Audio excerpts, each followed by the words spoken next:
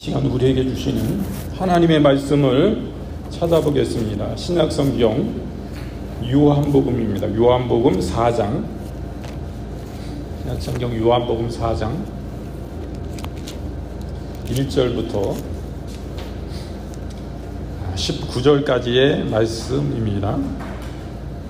요한복음 4장 1절부터 19절까지의 말씀, 우리가 한 절씩 교독하겠습니다. 제가 먼저 읽고 그 다음에 여러분이 읽으시고 마지막 절은 우리가 함께 읽겠습니다. 4장 1절에 예수께서 제자를 삼고 세례를 베푸는 것이 요한보다 많다 하는 말을 바리새인들이 들은 줄을 주께서 아신지라. 예수께서 친히 세례를 베푸신 것이 아니요 제자들이 베푼 것이라. 유대를 떠나사 다시 갈릴리로 가실새 사마리아에 있는 수가라 하는 동네에 이르시니 야곱이 그 아들 요셉에게 준 땅이 가깝고 거기 또 야곱의 동물이 있더라. 예수께서 길을 가시다가 피곤하여 물 곁에 이리로 앉으시니 때가 6시쯤 되었더라. 사마리아 여자 한 사람이 물을 기르러 왔으며 예수께서 물을 좀 달라 하시니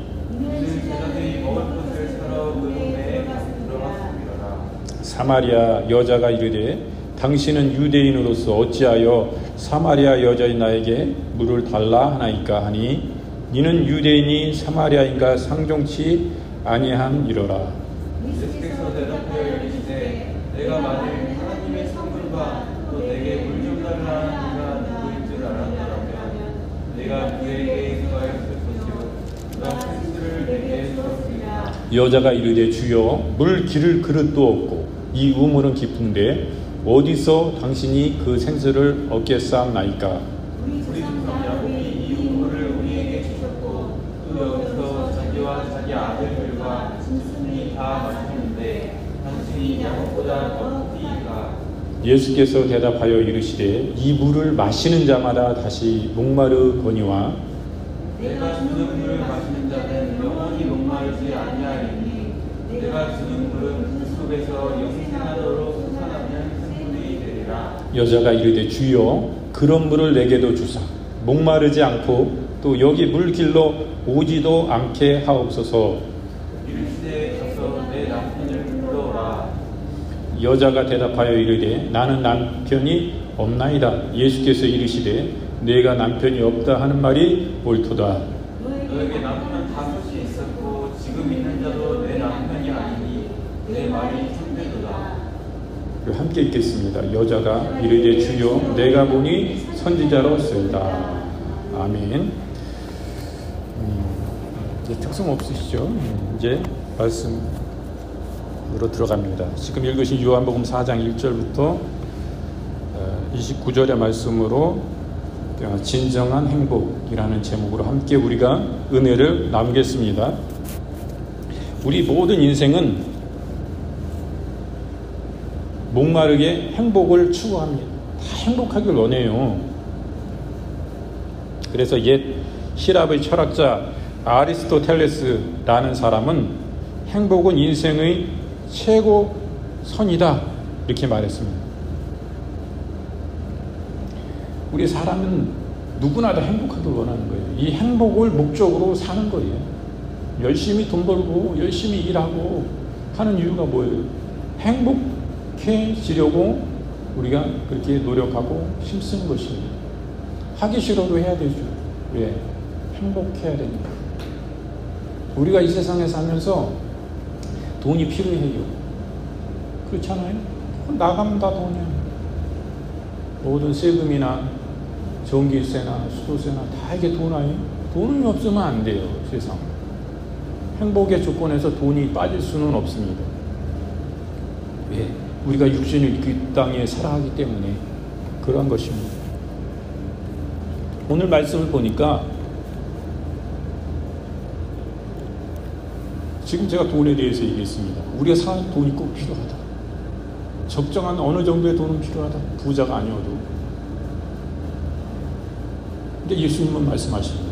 저는 지금 우리가 본문 읽은 말씀 중에 수가성에 이 여인에 대해서 주님 말씀하시는데, 저는 지금 수가성의 여인 같은 말씀을 지금 하고 있는 거예요. 그런데 주님이 주신 말씀이 있지 않습니까? 저는 지금 야곱의 우물물에 대해서 지금 말하는 거예요. 주님이 이 우물가에 가셨을 때 마침 그 수가성에 사마리아 여인이 왔습니다. 물길로 왔어요. 물길로 왔는데 주님은 그 깊은 우물에서 두루박이 있어야 그 물을 내려가지고 퍼올리잖아요. 주님은 두루박이 없는 거예요. 각자 가지고 다니기 때문에. 여기 말씀 보니까 분명해. 이건 각자 두루박을 갖고 다니는 거예요. 각자 자기 게 있어요. 물길로 올 때는 두루박하고 물동이를 가지고 올 거 아니에요. 물을 퍼가려면 그래야 되는 거예요. 그 누가 그 동네 사람이 와서 퍼주냐면 주님이 두루박을 갖고 다니는 분도 아니고, 여행길이 많고 그런데 우물을 마시려고 꼭 두루박 갖고 다니니까. 우물만 있는 게 아니라 냇물도 있고 강물이 있는 거예요. 주님 뭐 거의 냇물이나 강물을 잡수시잖아요. 깨끗하니까 그런 물을 잡섰을 거예요. 두루박을 준비하지 못했죠, 주님은. 근데 주님이 말씀하시죠. 굉장히 중요한데, 오늘 수가성 여인은 사마리아 사람이에요. 사마리아 사람은 이스라엘 사람들이 상종치도 않는 거예요. 그 옛날에 이게 개역개정 성경 전에는 여기는 상종하지 이렇게 나오는데 상종치라고 나오죠. 개정되기 전 성경.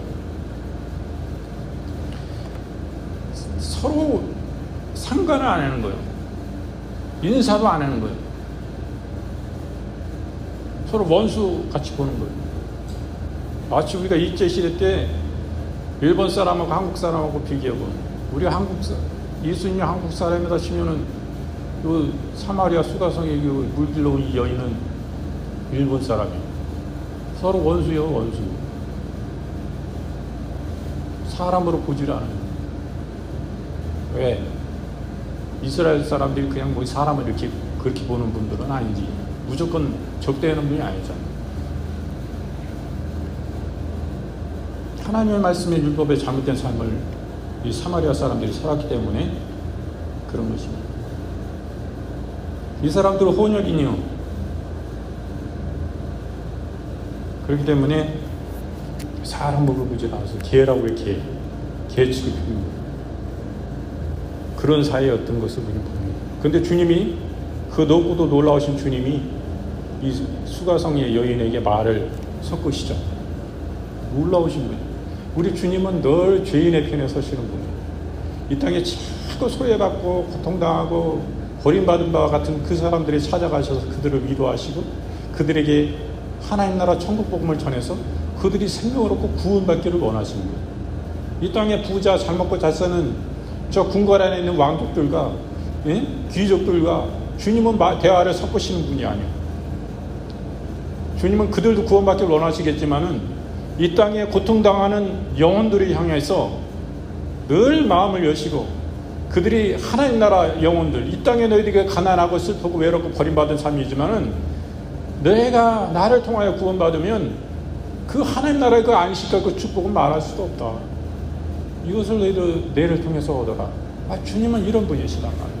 널 무는 자의 위로가 되시고, 진정한 그들에게 희망이 없는 자들에게 희망을 주시고, 기쁨을 주시고, 소망을 주시고, 이런 참으로 좋으신 주님인 것입니다. 오늘 주님 찾아가신 그 이유도 그거예요. 이 수가성 여인은 남편 5이 있었습니다. 이 수가성 여인의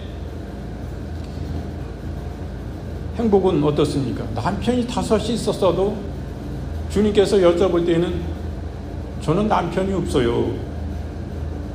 그렇게 얘기합니다. 주님은 아시잖아요.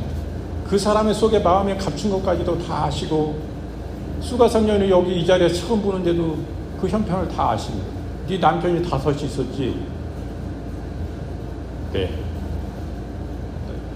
주님이 어떻게 아시나? 한 번도 본 적도 없는 사람인데, 어디서 누구한테 소문을 듣고 얘기하는 것도 처음 보는데 그 동네 와가지고 처음 들어오셔가지고 처음 보는 여인에게 그 말씀을 다 하시는 거예요.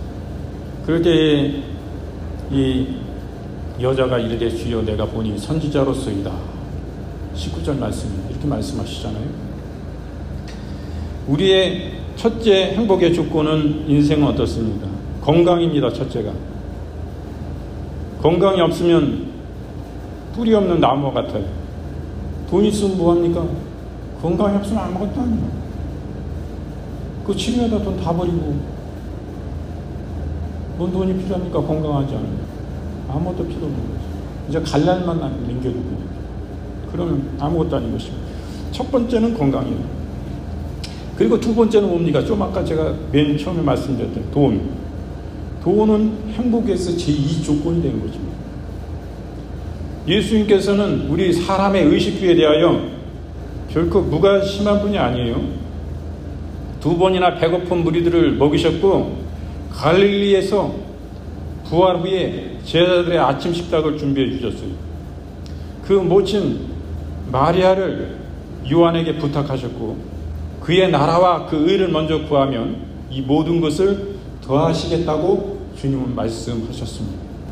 마음이 더 불편해.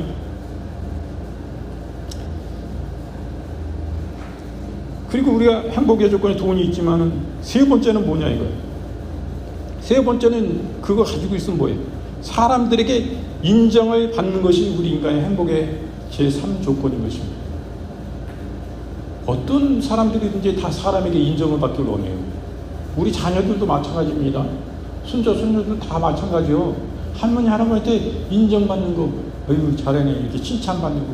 그런 거를 좋아하고, 그런 데 동기부여가 되는 것입니다. 어떤 사람은요, 그 주위 사람들이 한마디에 상처받아가지고, 그 사람이 그 길에서 낭망하고, 그 갈 길을 잃어버리는 사람들이 많습니다. 그 어떤 사람 한 사람의 칭찬으로 인해서 더 노력하고 힘써서 그 분야에서 훌륭한 사람으로 거듭돼서 제 인간적으로 볼 때는 진짜 성공했다. 이런 경제에 이르는 경우가 있는 것입니다. 이 칭찬 한마디에 그 사람을 알아주고 인정해 줄 때 사람이 사람 되는 거예요. 제대로 성공자가 될 수도 있고 그 어떤 한 사람의 그 부정적인 말에 의해서 그 사람이 실패자의 삶을 아이고 난 이건 못겠다 해가지고 그냥 그만두는 사람이 있어요. 그것까지 우리가 인정받는 것이 행복의 제3조건인 것입니다. 사마리아 여인은 아주 유명한 사람들과 결혼을 했어요. 그러나 자기 주체성의 결핍, 자기 상실, 자기를 잃어버리는 거 자기. 그거 보십시오. 인생의 사람 속에는 뭐예요? 아무리 우리가 높은 경지에 올라가서 박수를 받고 인기를 얻어서 환호를 얻고 무대에 올라섰을 때 그러다 할지라도 우리의 진정한 우리는 무엇입니까?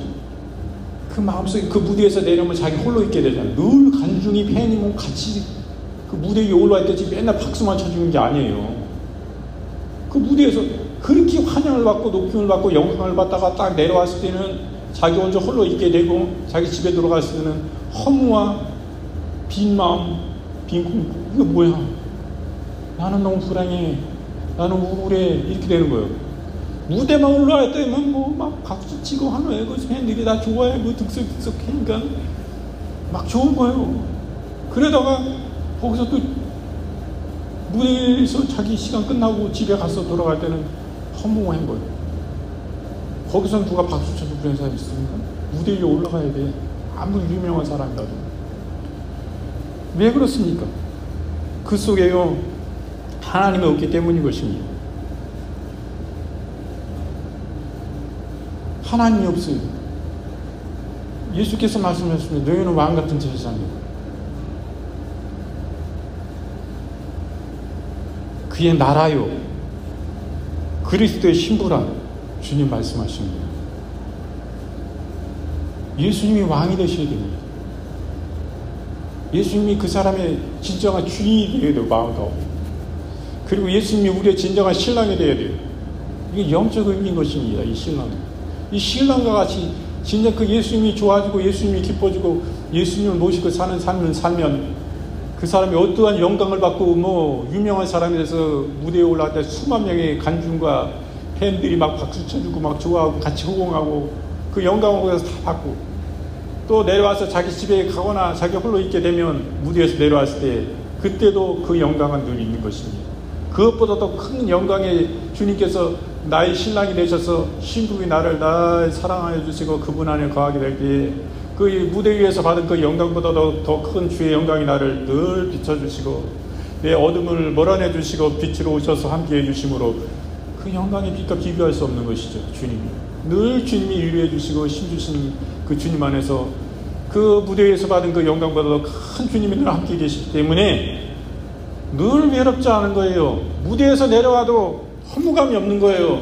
텅 빈 마음이 없는 거예요. 바로 이것이 우리의 진정한 주님을 믿는 사람의 진정한 좋은 유익인 것입니다. 아이고 우리가 큰 무대에 안 올라가더라도 마찬가지인 것입니다. 우리의 삶이 어려워도 고난이 와도 그 어떠한 가운데 어떤 삶을 살든지 각자의 삶이 있는데 그곳에서 다 영광을 받고 살아요. 인정을 받고 삽니다. 그럴 때 그 인정 못 받을 때 우리는 텅 빈 마음을 가질 수가 있어요. 허무감을 가질 때가 있어요. 그러나 여러분, 우리가 진정 예수님을 우리의 주님으로, 우리의 신랑으로, 우리가 왕으로 모셔드리는 삶을 살 때에 우리는 왕 같은 사람이요 주님 안에 늘 거하고 그분을 예배하고 경배하는 자리에 있는 것입니다. 그럴 때에 우리는 이 세상에 그 무엇을 위로받을 수 없는 그 위로가 있어요. 그곳에 주님이 늘 나와 함께 계시고 나를 도와주시고 나를 강하게 해주시고 나를 늘 위로해 주시는 거 궁둥이를 두들겨 주시고 내 사랑하는 딸아, 내 아들아 참 잘했다. 너 힘 더 내라. 세상의 사람들이 너 그렇게 평가해도 나는 널 결코 떠나지 않고 너에게 기대를 버리지 않고 너를 그렇게 평가 안 해. 난 늘 너를 칭찬하고 널 좋게 여기고 널 사랑해서 내가 십자가에 죽기까지 사랑했잖아. 하나님 아버지께서 내가 내 아들을 너를 위해서 아낌없이 십자가에 희생이 생겨서 네 생명과 네 아들의 생명을 바꿨지 않냐. 네 사랑하다. 넌 내 딸이다 말이야. 너는 내 아들의 피값으로 산 그 목숨값 밟았고 내 아들이다 말이요. 이렇게 하나님은 이렇게 사랑해 주시는 것입니다. 그 안에 어떤 허무가 있을 수 있겠어요? 우리가 예수님을 모시고 사는 사람이 진정한 행복인 것입니다. 아무리 예수님이 없어서 아무리 그 큰 무대에 올라가서 환영을 받다 할지라도 그 무대에서 내리면 허무감과 텅 빈 마음으로 인하여서 결국에는 우울증이 생기고 그 가운데 코로나가 와가지고 무대에도 못 올라오고 그러니까 몇 년 동안 우울증이 시달려서 그런 사람들이 있어요. 결국에는요 그 영광을 다 받고 누가 볼 때는 그로 인해서 돈이 풍부해. 돈이 부족함이 없어. 그렇지만 텅 빈 거예요. 그거는 채울 수는 없다 이거예요. 늘 팬들이 무대 위에 맨날 서가지고 그냥 박수만 치냐. 그게 아니다 이거예요. 그런 게 단절될 때 자살해. 우울증이 깊어져가지고 우울증의 영에 붙잡히면요 자살해도 두렵지가 않다는 거예요. 그냥 한강물에 그 다리 위에서 뛰어내려도 그냥 시원할 걸로만 여겨지지. 아유 저기 빠지면 시원할 것 같아. 죽는다는 그게 두렵지가 않은 거예요. 우울증에 걸리면. 그래서 죽지. 우울증인 사람이 그런데 죽냐 이거예요. 높은 건물 높은 데 올라가서 뛰어내려도 아이고 죽는 건 두렵지가 않은 거. 우울증 걸린 사람은. 그러니까 막 뛰어내리는 거예요. 높은 그 공포 심도 없이. 그 사람이 우울증이 안 걸렸으면 거기 뛰어내릴 것 같아. 못 뛰어내리거든. 이 텅 빈 마음 긴 마음에 우울증이 들어와서 우울증은 뭐예요? 이게 악한 영이 우울증 속에 들어와서 역사하는 거예요. 그 영을 앗아가려고. 하나님을 대적해. 하나님 마음 아프게 하려고. 자살하는 거 하나님 절대 싫어하시고 하나님 마음 아프게 하는 건데 이 마귀 사단의 역사예요. 악한 영의 역사예요. 그래서 예수님의 이름으로 분쇄하고 파쇄해야 되는 것입니다. 이런 생각들이 올 때에 내 이름으로 무엇이든지 구하라. 그래야 내가 즉시 시행하리라 말씀하십니다. 예수께서 내가 이사야 선지자를 통하여 말씀하시기를 내가 채찍에 맞음으로 나음을 입었다. 주님 말씀하십니다. 내 이름으로 선언한 즉 너희가 선언하고 기도한 즉 즉시 나으리라. 주님 말씀하십니다. 그 말씀에 의지하여 우리가 나아갈 때에 우리의 영광 받으신 것입니다. 그렇게 우리 하고 나아갈 때 하나님께서 영광을 받으신 거예요.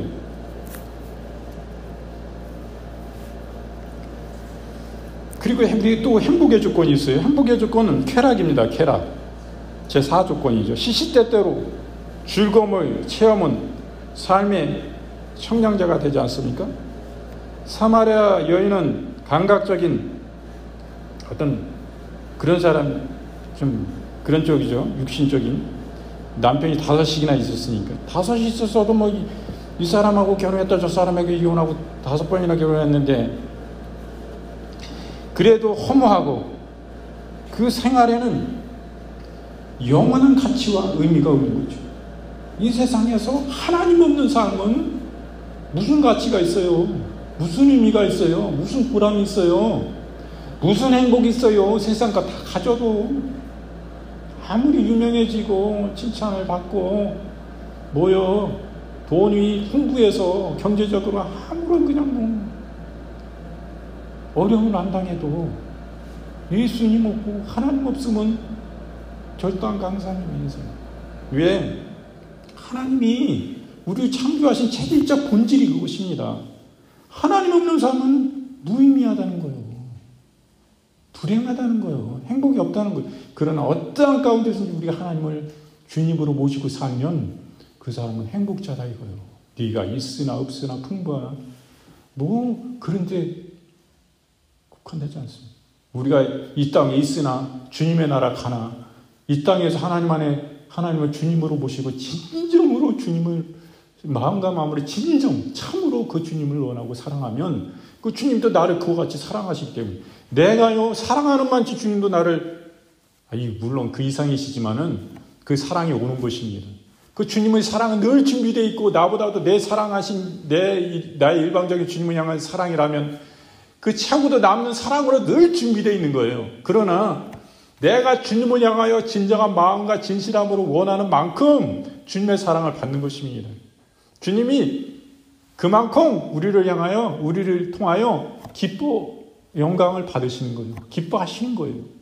우리가요, 하나님의 은혜와 사랑은 동일한 사랑으로 믿는 사람이나 안 믿는 사람 하나님은 똑같은 은혜를 주시는 것입니다. 똑같은 은혜를 베풀어 주시고 똑같은 비와 햇빛을 주시고 모든 공기를 주시고 다 한량없는 은혜를 다 베푸셔요. 그러나 우리가 사랑하는 만치 믿지 않는 사람이 주님을 사랑할 수 있겠어요? 못한단 말이에요. 우리 하나님의 사랑하는 사람은 또 그 안에서 다 다른 것입니다. 하나님은 얼마나 하나님의 기뻐함으로 하나님의 진실함으로 사랑할 때에 하나님은 예배 가운데 진정한 중심과 그 가운데 나아갈 때 우리의 삶 가운데 나아갈 때에 그만치 주님을 기뻐하는 자를 주님은 기뻐하는 거예요. 우리가 다 같은 믿음 같지만은 주님이 기뻐하는 정도는 다 다른 것입니다. 주님이 기뻐하시는 만큼 그 사람과 함께 계시는 거예요. 그 예배 가운데 함께 계시는 거예요.